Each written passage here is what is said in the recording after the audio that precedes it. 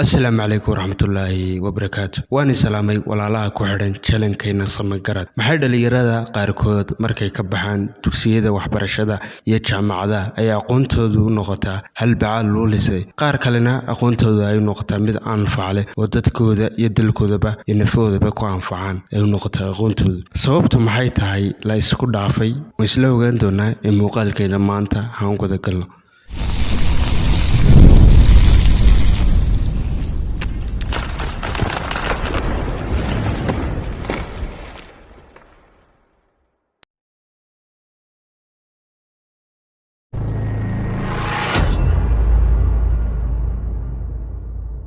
aqoonta keligii kuma anfacayso waa inaad ficil ku dartaa diyaargarowga keligii kuma anfacayo waa inaad camal ku dartaa wuxuu yidhi ninka la yidhaahdo Jim Rohn aqoonta aan camalka wadani waxa suuragal ah inay keento fashil imisaynu garanaa dad fara badan oo aqoon heer sare leh laakiin aan waxba ka faa'iidin oo bilaa camal ah haddiise uu dabaqi lahaa aqoontiisu meel sare taagnaan lahayd imisaynu naqaanaa qof aqoontiisu iska hooseyso oo wax shahaado aan haysan haddana guulo badan soo hoyiyey faqriga u dhexeeya labadaas qof waa ficilka su'aal haddii aan ku weydiiyo bal ka waran haddii aan kaaga sheekeeyo qaabka loo dabaasho taasi ma kaa dhigaysaa inaad noqotid dabaaliyahan jawaabtu waa maya maxaa yeelay waxaad u baahan tahay tababar iyo fulin itus itaabsi ayaad u baahan tahay waxaa jirta xikmad shiinaysa oo tidhaahda anigu waan maqlaa waan ilaawaa waan arkaa waan xasuustaa waan sameeyaa waan fahmaa yacni marka aad samaysuun baad si fiican u fahmaysaa inta ka horraysa maya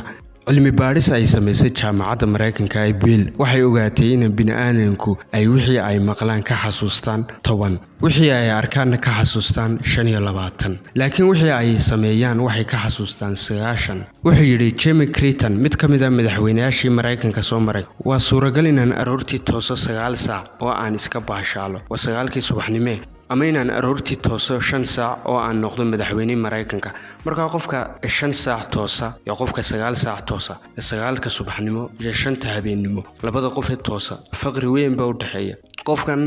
5 saac toosay ayaa aad iyo aad uga waqti badan kan 9ka subaxnimo toosay waayo kan 5ta toosay wuxuu ka horeeyaa kan 9ka toosay 4 saacadood 5ta 6da 7da 8da kaasuna 4 saacadood ayuu qasaaray marka waa muhiim inuu qofku xilli hore u halgamo noloshiisa wuxuu doonayo inuu qabsado wuxuu doonaa noqdo waxaa jirta murti ay adeegsan jireen asxaabtii nabiga calayhi salaatu wasalaam oo ahayd alla ka cabsi buuxa yeelamaysid ilaa aad yeelatid cilmi buuran aqoon buuran yeelamaysid ilaa aad inta aad taqaanid ku camal fashid ku baraarsanow qof walba ina aakhiro lagu weydiin doono aqoontii aad baratay maxaa dadkaaga ugu qabatay tusaale waxaad arkaysaa qof aqoon heer sare bartay haddana aan dadkiisa uga faa'iideyn karin xaraf kaliya oo ku saabsan aqoontii bartay marka qof walba waxaad taqaanid dadkaaga uga faa'iidee sidaan aakhire lagu weydiin waxa aad barat maanta nooshahay waxa aad baratay dadkaaga uga faa'iidee ha ugu yaraatiin inaad baratay xadiis nabi calayhi salaatu wasalaam laga soo wariyay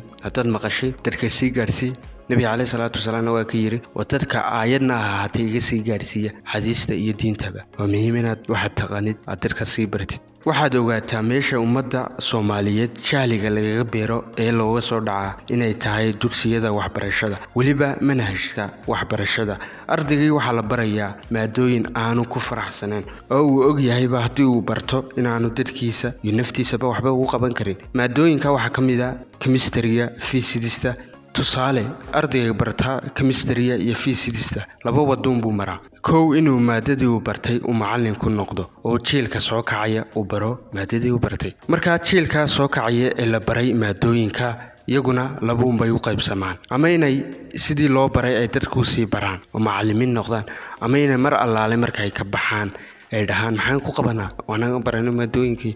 marka halkaas baa loo kala baxaya labada wadoon bay kala maraan qof macallin ku noqda iyo qof dhaha maxaan ku qabtaa waana imika maanta caqabada ina haysata in hortaagan weeye dhalinyaradana haysata weeye marka kuwan leh anu maxaan qabanaa maadooyinkaan ku qabanaa waa kuwa aan doonayn inay macallimiin noqdaan oo hankoodu sareey wax kale u baahan dadku isku mid maaha wax kale u baahan qaarkoodna waa jecel yihiin inay macallimiin noqdaan balse wasaaradda waxbarashada ee ayaanay jaanis ka helin macalliminimo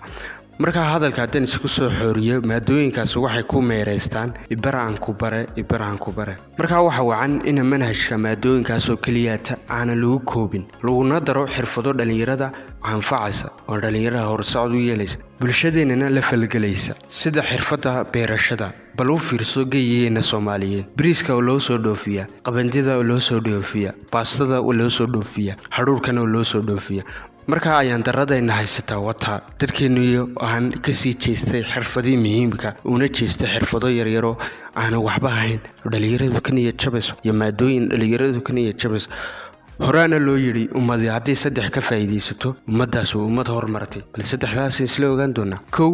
haddii dhulkeeda ka faa'iideysato khayraadka ku jira ummadaas oo ummad horumartay tusaale inaan ka bixiyaan jecelahay waxaan sheegayo bal tusaalaan ila dhuux waa kan qatar waa wada taqaanaan wadal aad u yar badka ku fadhiyana waad aragteen intuu leegiya marka qatar maxay ku horumartay waa su'aal aad isweydiinaysa wax kale qatar kuma inay horumarin khayraadkii dhulkeeda ku jira ayay soo saaratay shidaalkii ayay dhulkeeda ka soo saaratay kadibna waa iibgeys inaga dhulkeena weynka arka khayraadku sidoo daadsan yahay khayraadka dadkii soo saari lahaa ayaa lagu mashquuliyay waxyaalahan anfacin qaar balwad ku foorra 24 saacadood baqayilaya qaad moola ku foorra dhalinyaradiiba caynkaas u batay iyo waayeeladiiba qodobka labaad ee ummadu ku horumaraan waa waqtiga haday ummadaas ka faa'iideysato sidii saxdeed waxay la mid noqotaa China Japan iyo wadanadaas horumarka waaweyn ku tallaabsaday haddii ummadu waqtigeeda qasaareyso waxyaalo maala aan ku lumis waxay la mid noqotaa dalalka Afrikaanka la noqda wadalkeenu kowkiya marka dhalinyarada Soomaaliyeed waqtigooda wax maala ay ku lumiyeen hebel baa gool dhaliyay أنا وحبك سو كورلين قف دنتي سوتي هيكون مشغول سي ما عياري دعوانيا تيك بكل منايا وحيالانا اللي شي ذكرين باي عقلي يا بقلين هي دلنيري لو مشغولي هرانا سومالي وما ماضي تيسا مدريالا تو كلا كدران اسمه وراني يندلكي نيدسا ونفيه نيدسا اي waxay ku maqayin nin dantiisi wata oo ku badaas lacag ka sameeynaya magac ciyaartooyas aad daawanaysid bishii intaas oo malaayiin buu u qaataa mushaarahan adoo maxaad waqtigaaga bad 2 saacadood oo xiriir ah bad waqtigaaga kulmis marka isla yaaba dhalinyarada Soomaaliyeed isla yaaba wax ka qabsada inta adduunyada joogtaan dalkiinana dhista qodobka saddexaad ee ummadu ku horumaraan waa cadaaladda waxa la yiraahdo ummadu cadaalad ay ku dhaqanto balse ummadaas ay gaala yihiin oo Ilaahay caasisan ummadaas ummad jirta ummad sii jiraysa weeye haddii cadaaladda ay ku dhaqanto marka inaga Soomaalihan cadaaladii way nagu yaraatay run ahaan marka laga hadlo waxaad arkaysaa mid lacag haysto oo masaakiintii ku tumanaya ama dhulaha ka qaado ama wax kale ka qaaday masaakiintii ku tumanaya marka qof walba markaad aragtay qof agtaada lagu dulminayo qofka dulminaya qabo qofkaas qofku doonaha ummaduna saddexdaas ay soo sheegnay ayay ku horumareen haddaynu u soo noqono mawduuceynay waxbarashada dhalinyarada waxbarata saddex ayaa loo qaybiyaa rag iyo dumarba bal saddexdan ila fiiri aynu ku horeyno ragga dhalinyarada waliba wax bartay waxaad arkaysaa wiil dhalinyarada intuu jaamacad ka baxay ama iskuul ka baxay koodhana maxaan ku qabtaa aniga wax soo bartay isagoo soo oramayo wax ixtiraam wax soo kordhi wuxuu la soo taagnaanay maxaan qabtaa ka kule wax maxaan qabtaa dhow wuxuu ku dambeynaya inuu waqtigiisa ku lumiyo maqaaxi dadka maqaaxiyaasha ka baraaciyo ayuu ku biiraya waa kan la soo taaday maxaan qabtaa isma oranayso wax soo kordhi wax ixtiraam waxbarashadiiba wuxuu mooday taa iskuulka ka soo bartay ama jaamacadda waxbarashadu kaliya kuma koobna iskuulada iyo jaamacado kaliya waxbarashadiisu siyaasad u qaatay kadibna waqtiga wuxuu ku luminayaa maqaaxi laanduu buu ciyaaraya siyaasad buu ka sheekeynaya marka waxaan leeyahay dhalinyarada caynkaas waa waqtigiina wali weydiinaya waqtigiina ka faa'iideysta kalabaadna waxa weeye mid intuu jaamacad ka baxay ama iskuul ka baxay hadhow taariibaya aqoontiiba la taariibay isma oranayo dadkii uga faa'iideeyay bal naftaadana wax ku tar u taariibaya kadibna hooyadii buu karkar saaraya siduu dherigu karkaro ayuu karkar u saaraya oo oranaya hooyo cadow baa haysta hooyana waa taqaanaa siday u naxdo hooyo waa dareemaysa marka hooyadii aragtay inankeedii iyo cadow haysto dhul hantidii haysatay u iibinaysa si hooyadiina wax ma haysato noqonaysa hadhow halka ka dawirsanaysa kaasuna uu jira caynkaas dhalinyaradana maanta halka ugu soo badanayaan in ay iska taariibaanba oo dadkooda karkar saaraan dadkooda aan waxba haysan ka saddexaad waxa weeye mid intuu aqoontii u bartay iskuulkii ka baxay jaamacaddii ka qalin jabiyey kadibna hadhow aqoontiisii ficil ku daray oo shaqo raadsaday oo naftiisana waxa ugu taray aqoontii uu bartayna dadkiisa uga faa'iideeyey maaha isagu labadii aan kasoo sheekeynay midna uu taariibayo midna aqoontii intuu barto oo dhan maxaan qabta maqaaxi la fadhiisanayo intii yareed uu bartay isagu waxbuu qabsaday uu shaqo tegay kadibna naftiisa waxbuu ku taray aqoontii uu bartay saddexdaas ayay raggu kala baxaan weliba dhalinyarada Soomaaliyeed maanta joogta saddexdaas u kala baxaan dumarkana saddex bay u qaybsamaan hadda waa kuwa iskuulada iyo jaamacadaha ka baxay kow inanta koowaad weynan mar allaale markay ka baxday iskuulkii ama jaamacaddii muuqaalkeeda guud ku mashquulaysa oo iscadeynaysa aqoonteediina halkaas ku ilaawaysa ma xuma inay inantu muuqaalkeeda guud ka shaqayso oo nadaafadeeda hagaajiso balse inantaas waxay sameynaysaa aqoonteedii waxay ku ilaawaysaa inay iscadeyso inay heestii soo baxdaba isku dul qabato aqoonteediina halkaas ku ilaawaysa halbaxaluulisay noqonaysa way jiraan habla caynkaas muuqaalkeeda guudun iskaga mashquulaya aqoontoodii ay soo barteenna halka ku ilaaway ka hablaha caynkaasna bulshadeena way ku soo badanayaan markaas ilaaliyaan leenahay muuqaalkiina guud inaad hagaajisaan liimadiidana balse aqoontii aad barateen mid aan faclaa noqoto inanta labaadna waxa weeye inaan aqoontii iyadoo baranaysa iskuulka jaamacadda ka baranaysa nin bay iska raacaysaa hablaha caynkaas waxaan leeyahay iyadoo aqoontoodii u socota ragga iska raacaya waayi maysan calafkiin meel buu ku qoran yahay balse ku dadaala inaad garaadkiina dhistaan odhaaba ahayd gabadha bulshada waa ka badhka kalena iyadaa tarbiyadeysa ee soo saarta marka waxaad tihiin dadkii dadka soo saari lahaa warshadu siday u soo saarto alaabta ayaad u soo saaraysaan ubad ayaad hooyooyin baad noqonaysaan berri ka maalin marka ubadkiina majaahilnimaad ku kordhinaysaan marka maanta aad diidan inaad wax barataan majaahilnimaad ku kordhinaysaan isku daya marka inan Soomaaliyeed kastooba inaad aqoon aad baratid ama diin ahaato ama maadi ahaato inaad baratid balse hadda jaahilnimo la timaadid hadhow markaad ubad aad dhashid wadadkaagay iskuul ku dartid iskuulkii wixii loo soo dhigay ay ku dhahaan hooyo noo mari ama hooyo nooga faa'iidee maalmaha fasaxa mad waxaad odhanaysaa maan soo baran hooyo maxaad odhanaysaa maan soo baran marka isku day inaad aqoon aad barataan aqoontiinana ku dadaala waxyaalaha iga hor imanayana isku dhiibina sidii hadduu inaan ku dhaho inaan isguursanaan doonaya oo waxbarashada iskaga kaalay waxaa ku tiraahdaa weynoo markaan waxbarashada dhammaysto oo iska dhigo qof dhisan ilaan qofka jaahilka waa jaahil baa la yiri waxba kala garan maayo ilaahayna jaahilnimo laguma caabudo ee aqoon baa lagu caabudaa isdhisa adduunya aakhiraba aqoontii anfacaysa ku dadaala hablow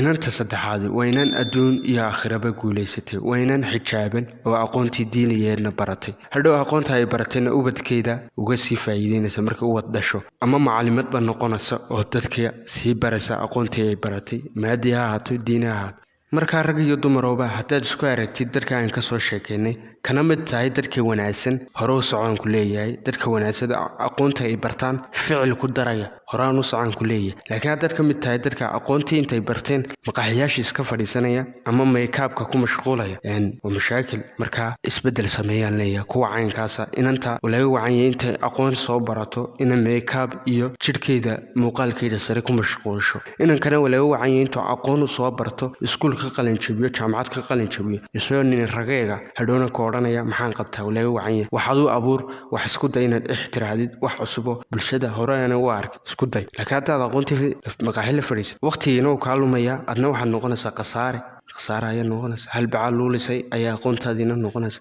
intaa waxaan ku darayaa kulliba waxaad noqonaysaan qaarkiin inaad noqotaan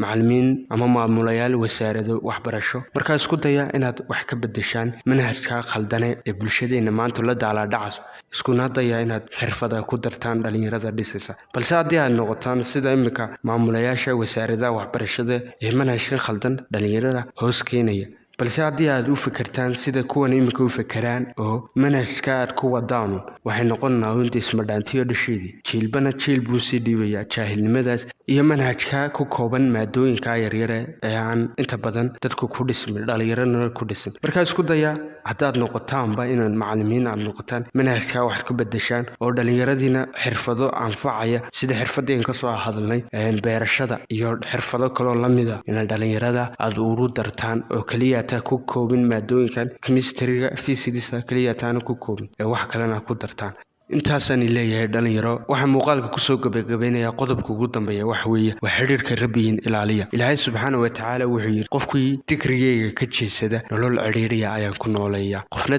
maanta qaadi kari maayo nolol ciriiriya ku noolaado marka qof walba cibaadada rabbiga ilaali salaada jamca ku ilaali intii karaankaaga marka qof walba ilaahay ka baq adduunyadu waa maalmo kulli nafsin daa'iqatul maut naf walbana way dhimanaysaa ilaahay xaqiisa loo noqonaya ilaahay jiniyo insiba wuxuu abuuray inay caabudaan marka ilaahay qof walba ka baq ilaahay ku xidhnooban leeyahay adduunyadun kaliya tiin isku dhiirigelina maaha sida adduunya u kasbanay isku dhiirigelino maaha ilowna hadafkii weynaa ee aakhiro inaan ilowno waa mashaakil nabiyina calayhi salaatu wasalaam naxariisu nabadgelyo korkiisa ahaatay hadalkii ugu dambeeyay ka soo baxa wuxuu ahaa as-salaah وصلاة إلالية رالي أنا وحني ليه صلاة إلالية adduunyadiinana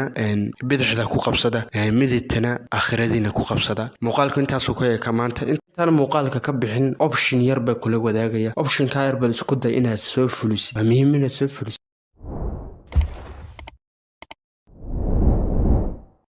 haddaba waxa jira option ka dad loo fuliyo aan dadka waxba ku soo kordhinin marka waxaan leeyahay option ka waxa uu fulisaan dadka waxtar kale oo dadkooda xoga ka maqan ku soo kordhinaya waxa uu fuliyo marka su'aalan ku weydiiyay intaan muuqaalka ka bixinay aniga option kan miyay fulisay haddii fulin option kan ama aadan fahansanaa option ku wixii yahay option ku waxa weyn ma ahaba waxa weeyaa leed in muuqaalka saartid si share garay saaxiibada la wadaag kuwa WhatsApp-ka kugu jira kuwa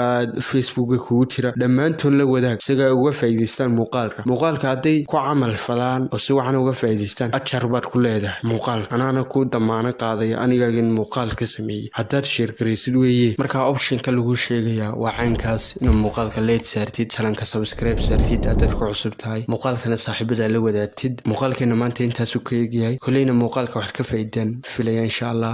waxaan iga tagayaa intuu maanku gaajiisan yahay gooli waa wali ayuu abwaan hadraawi yiri Allahu naxariiste waxaan iga tagayaa inta muuqaalka xiga aan isku أمانة الله والسلام عليكم ورحمة الله.